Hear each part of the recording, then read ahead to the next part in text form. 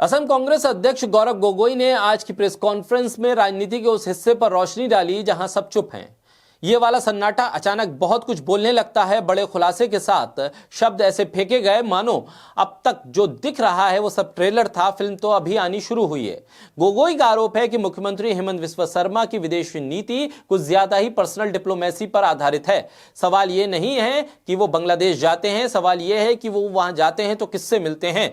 इन मुलाकातों में कथित तौर पर कट्टरपंथी लोगों से उनकी मुलाकात होती है और फिर राष्ट्रहित का पोस्टर वो किस तरह से लहराते हैं, ये सवाल गौरव गोगोई ने उठाए। उन्होंने साफ तौर पे कहा है कि जिन विचारधारा से लड़ने का दावा वो देश के भीतर करते हैं, उससे कथित तौर पर वो बाहर जब जाते हैं तो चाय बिस्किट चलती है। बांग्लादेश से आने वाले सवालों को लेकर गौरव गोगोई ने हेमंत बिस्वा शर्मा को कटघरे में खड़ा किया। उन्होंने कहा कि मंच पर राष्ट्रवाद और सीमा पर कथित दोस्ती, ये दोहरी स्क्रिप्ट अब जनता के भीतर आ गई है, जनता इसे पहचानने लगी है।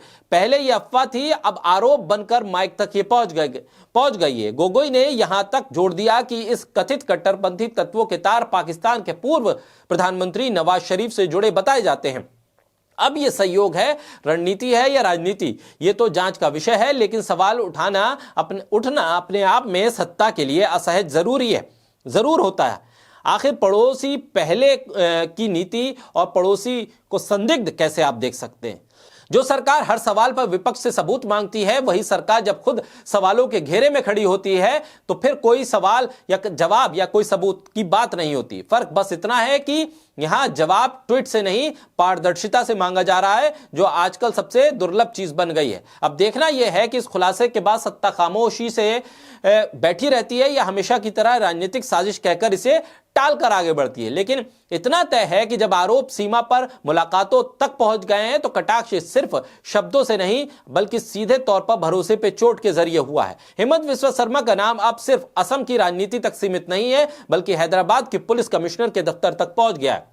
एमआईएम के प्रमुख असदुद्दीन ओवैसी द्वारा दर्ज कराई गई शिकायत ने इस पूरी कहानी को उत्तर पूर्व से उठाकर राष्ट्रीय विवाद के केंद्र में लाकर खड़ा कर दिया है। अब सवाल यह है कि अब बयानबाजी नहीं बल्कि जिम्मेदारी तय होनी चाहिए। ओवैसी की शिकायत उस वीडियो को लेकर है जब बीजेपी असम के आधिकारिक सोशल मीडिया अकाउंट से पोस्ट किया गया। इसमें कथित तौर पर मुख्यमंत्री को मुस्लिम व्यक्तियों पर गोली चलाते हुए दिखाया गया है। भले ही यह वीडियो एडिटेड बताया गया हो, लेकिन बाद में डिलीट कर दिया गया हो, लेकिन कंटेंट और इसके जरिए कही हुई बात इस देश के संवैधानिक दायित्व को संभालने वाले व्यक्ति को शोभा नहीं देती है।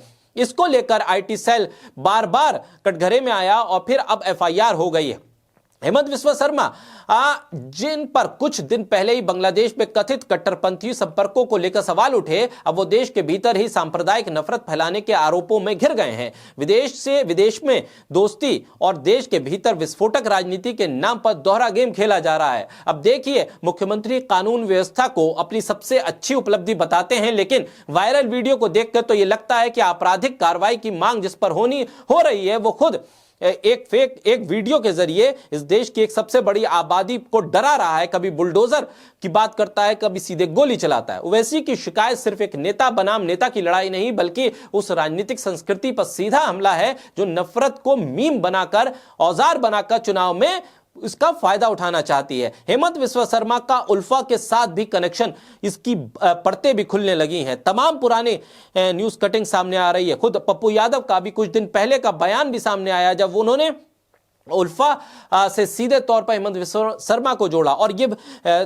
तमाम अखबारों ने इस चीज को कोट भी किया है। हेमंत बिस्वा शर्मा का उल्फा के साथ कनेक्शन रहा है, वो उस पर शामिल रहे हैं। लेकिन अब ये राजनीति में बार बार तमाम चीजें अगर निकल कर सामने आ रही हैं और इस मामले में जब उनको सजा की बात भी आ रही है, तो इस तमाम चीजों को आप कनेक्ट करके देखें तो असम की राजनीति एक नया मोड़ लेने जा रही है। सोशल मीडिया पर नफरत फैला रहे हैं, बॉर्डर के बाहर बांग्लादेश में किससे मिले हैं और किससे नहीं मिले, उसके तार पाकिस्तान से कैसे जुड़ते हैं और उल्फा के साथ उनका क्या कनेक्शन है, यह लोकतंत्र की सेहत के लिए अच्छा नहीं है। आप विपक्ष को विपक्ष की तरह माने और इस देश की हर मतदाता का सम्मान करें, तब जाकर ही आप किसी संवैधानिक पद पर बैठने की स्थिति में खड़े हो पाते हैं। लेकिन अगर आप ऐसा नहीं करते हैं तो संविधान आपको कटघरे में खड़ा करता है और कानूनी दायरे में रहते हुए आप पर कार्रवाई भी हो सकती है।